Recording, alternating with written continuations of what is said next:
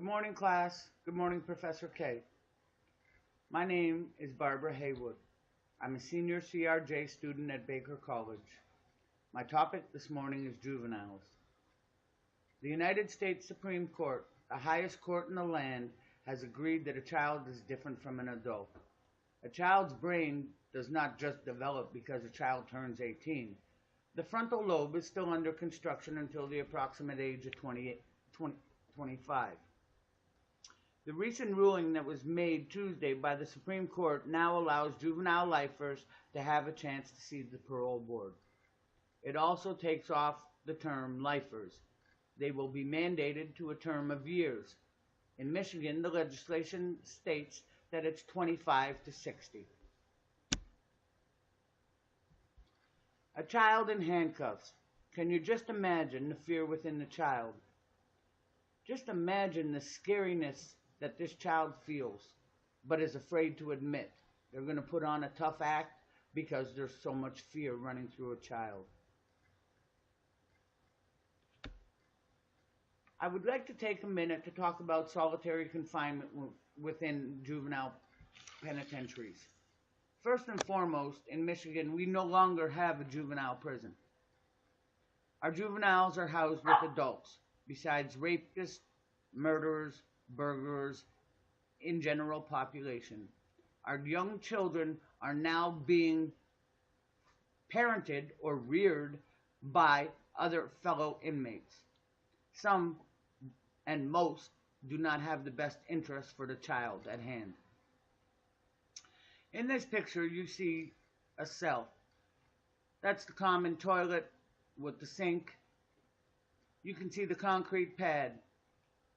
They're given a 3-inch mat to sleep on. This is not the worst part of it.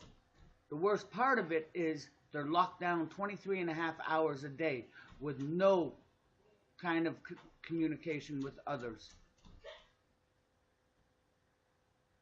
Children need communication. Children are redeemable. If given the right tools, we can fix many children. Am I saying all of them? No. That would be an unrealistic expectation.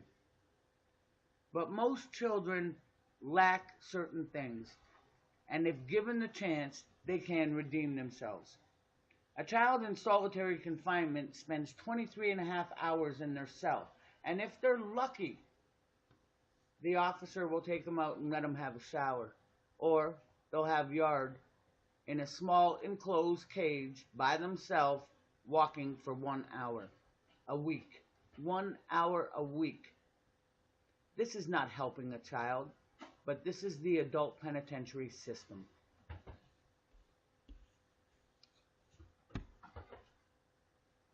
Pictures like these break my heart. Again, this is all my personal feelings. A child shouldn't be placed in handcuffs. A personal feeling. Let me say that again. Most children shouldn't be placed in handcuffs. For small petty crimes, no, we can control our children. That's what we're built for. That's what we're trained for. However, if you're dealing with a violent offender, a violent child, yes, then you have to restrain. This young man is being escorted to court. If you take a good look at the picture, he's in a belly chain, handcuffs, and his feet are shackled. That's sad. This is what we do to our children. You know, I understand punishment, and I agree with punishment 110%. But to do our children like this, I disagree. A child needs rehabilitation, not prison.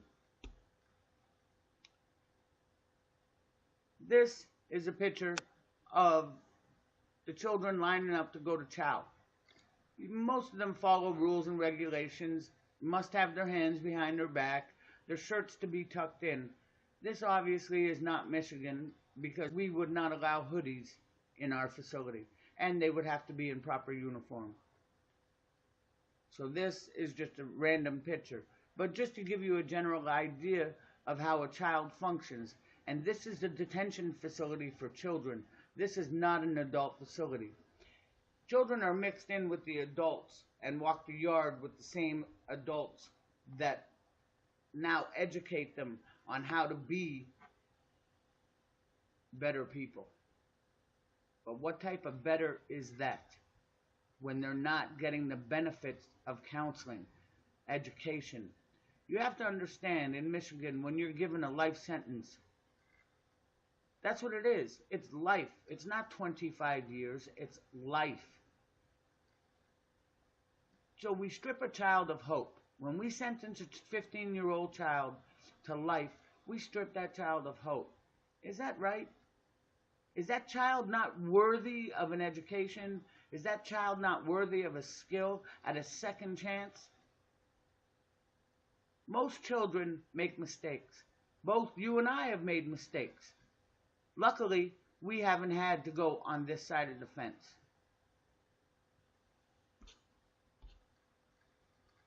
And before I end, this statement is a very true statement for me. A child we have jailed is a child that we have failed. I feel and believe that this is the truth. It takes a village, a community, to raise a child.